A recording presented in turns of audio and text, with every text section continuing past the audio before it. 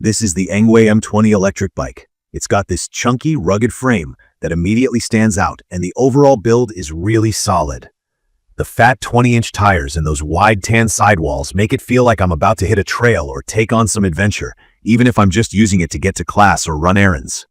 Honestly, the look alone is what first caught my attention.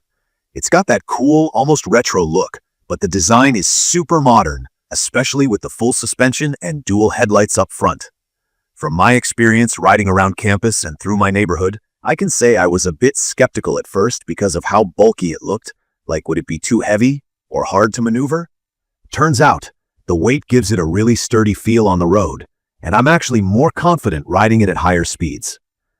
The ENGWE M20 weighs nearly 100 pounds when both batteries are attached, so yeah, it's heavy, but on the move. It lets you roll right over bumps or rough sidewalks without losing control. Talking about key features, the motor is where a lot of the magic happens for this bike. It's got a 750-watt motor that peaks at 1,000 watts, so when I hit the throttle or start using pedal assist, it feels powerful right away, especially on hills. I've taken it up some pretty steep streets, and there's a big difference from regular e-bikes that struggle once the road points upward. This one just keeps on going.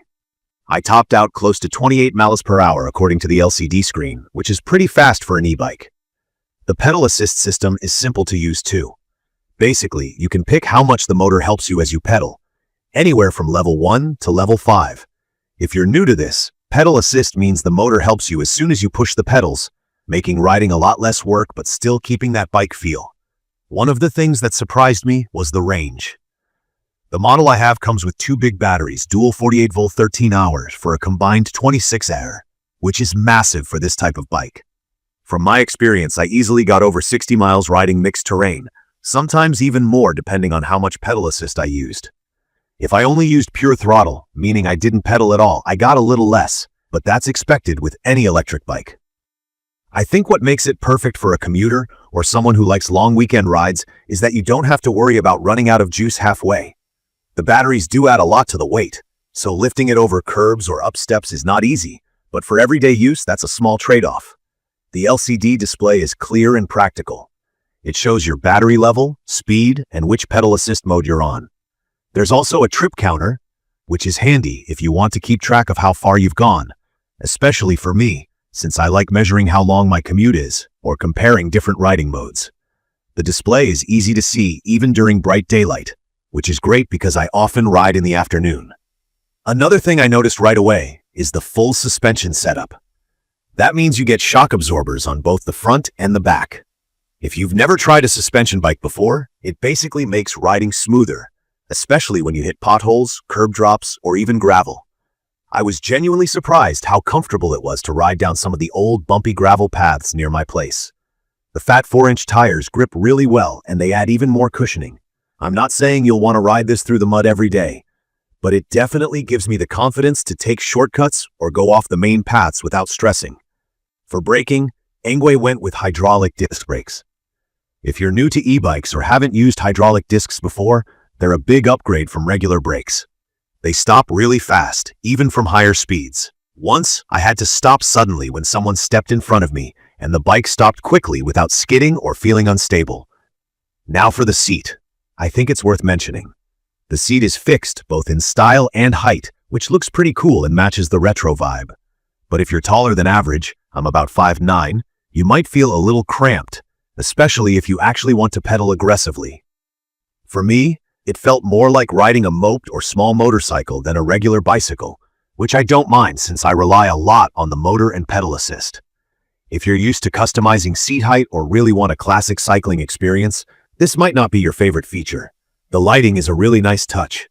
Up front, it's got dual LED headlights that are super bright, so even when I'm riding home late from the library or out after dark, cars definitely see me. The taillight also lights up when you hit the brakes. There's a horn too, but it's not super loud. For most riding situations, it gets people's attention, but on busy streets, I wish it was a little stronger. The Shimano 7-speed shifter is smooth and reliable. Even though I spend more time using the throttle and pedal assist, I like having the gears, especially on longer rides where I might want to pedal more to save battery or just get some exercise. The shifting is easy to do. Just twist the grip on the handlebar. One of the biggest things for me, and something I think a lot of riders overlook, is noise. The ENGWE M20 is surprisingly quiet, even at top speed. It almost makes no sound except for the tire noise at high speeds. That's a plus on a peaceful trail or even around the neighborhood. From my experience, assembling the bike wasn't difficult at all. Most of it is already set up right out of the box, and it comes with tools and instructions. It took about an hour or so before I was up and riding.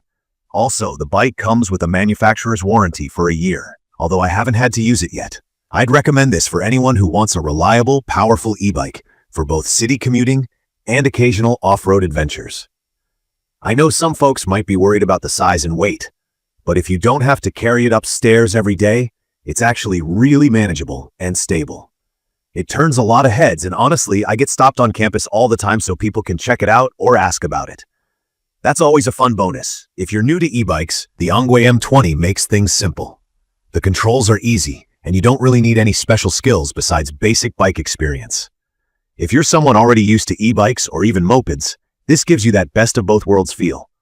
Just keep in mind the seat height is what it is, so taller riders might want to try it before buying if possible. In conclusion, the ENGWE M20 delivers what I want out of an electric bike. Big range, real power, awesome styling, and comfort, whether I'm hitting the pavement or taking a random dirt road. It's not perfect, mostly because of the seat and how heavy it is, but for daily rides and just having a blast outside, it's one of the best experiences I've had on two wheels. I'd definitely buy it again after living with it for a while. Thanks for joining me for this quick review of the ENGWE M20 electric bike. I hope this video helps you decide if it's right for you. If you found it helpful or have any questions, don't forget to subscribe to my channel and drop a comment below. Thank you for watching.